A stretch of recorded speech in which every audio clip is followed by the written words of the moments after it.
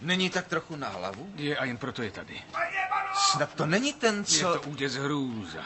Nekecej. To je ten tvůj blbec na večeři? Já už nemůžu, jen si zblázním se. To není k smíchu. Nemůžu se udržet, když tě takhle vidím s ústřelem a zlomeným srdcem v rukách toho. No to je sranda. Tak už toho nech. Když mi řekla, že tě opouští, na tom nic k smíchu nebylo, ale když vidím, jak s tím blbcem trávíš večery...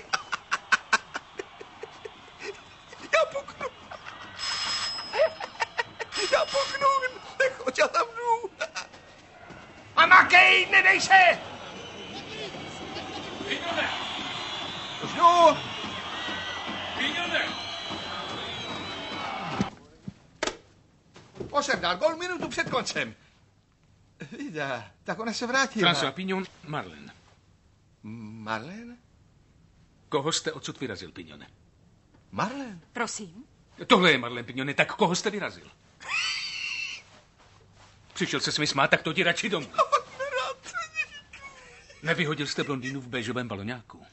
Říkal jste, přižene se sem jedna bláznivá, s tou se nedá mluvit, a tak jsem si řekl, hele, už je tady ta stíhačka. Kdo se měl přihnat? Já musím ven.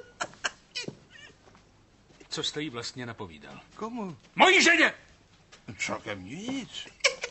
Vrátí se a po pár minutách hovoru s vámi zase prchne. Co jste jí navykládal? Já jsem si ji asi splet s tou hysterkou. Řekl jsem si, hele, už odvezla psy a máme ji tady, tu nymfomanku. O kom to vykládá? Marlene, buď tak hodná a vrať se domů. Musím si ještě něco vyřídit.